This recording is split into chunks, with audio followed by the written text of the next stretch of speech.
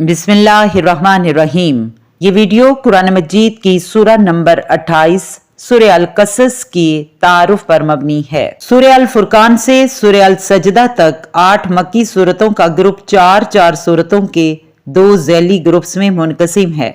इनमें से पहली 4 सूरतें सूरह अल फुरकान, सूरह शोरा, सूरह नमल और सूरह अल कसस में मजाज के एतबार से काफी मुशाबहत पाई जाती है।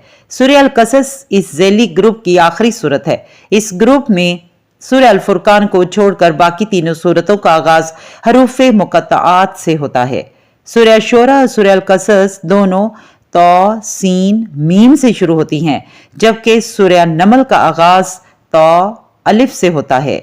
दूसरे ज़ैली ग्रुप के 4 सूरतों सूरह अल अनकबूत, सूरह रोम, सूरह लुकमान और सूरह सजदा में मज़ामीन की हम आहंगी के अलावा बाकी मुशाबहत का एक पहलू ये भी है कि इन सब का आगाज अलिफ से होता है।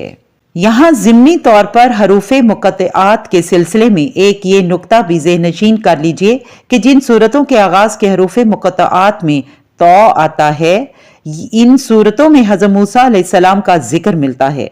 मसलन सूरह तौहा, सूरह शोरा, सूरह अल कसस, सूरह नमल। इसकी वजाहत बाज़ अहले इल्म ने इस तरह की है कि इब्रानी और अरबी ज़ुबान के बुनियादी हरूफ मुख्तलिफ शक्लों से अखज़ किए गए हैं, जैसा कि चीनी ज़ुबान के हरूफ भी शक्लों से बने हैं, जबकि बाज़ ज़ुबानों के हरूफ आवाज़ों से भी अखज़ होते हैं।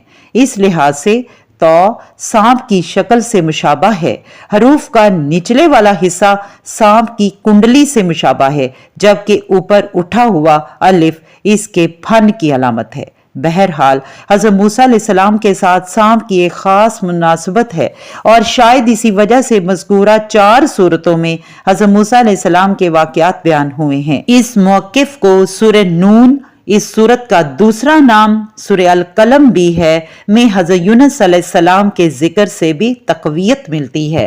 हरफ नून के बारे में ख्याल है कि इस हरफ की शक्ल मछली की शक्ल से अखज़ की गई है। आम तौर पर आज भी ड्राइंग्स और पेंटिंग्स में मछली की शक्ल एक ऐसी नून से मुशाबा दिखाई जाती है जिसका नुक्ता एक जानिब लगा हो, और इसी वजह से हज़रत यूनुस अलैहिस्सलाम को ज़ुन्नून, मछली वाला का लक़ब दिया गया है। चुनाचे सूरत नून में हज़रत यूनुस अलैहिस्सलाम का जिक्र साहिबुल हूत यानी मछली वाला के लक़ब से आया है, और वहां ये इशारा भी मिलता है कि अल्लाह ने आप अलैहिस्सलाम को मछली के पेट में पहुंचा दिया। बहरहाल इस तरह बाज़ हजरात ने हरूफ मुक़त्तआत में से बाज़ हरूफ की मुनासबत मुतल्लिका सूरतों के बाज़ मज़ामीन से ढूंढने की कोशिश की है।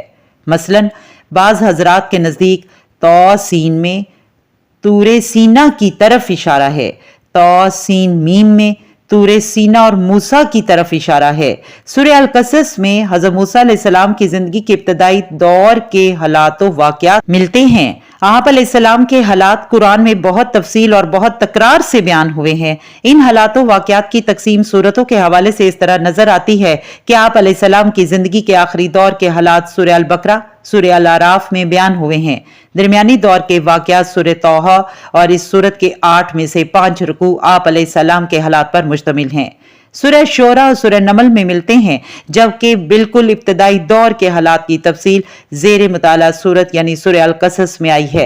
कुरान के अब तक के मुताला के दौरान हम ये वाक़या बार बार पढ़ चुके हैं कि हज़रत मूसा अलैहिस्सलाम जब मदियन से मिस्र वापस आ रहे थे तो आप अलैहिस्सलाम को रास्ते में नबूवत से सरफराज फरमाया गया, लेकिन आप अलैहिस्सलाम मिस्र से मदियन कैसे पहुंचे थे, ये तफसील हमें इस सूरत से भी मिलेगी।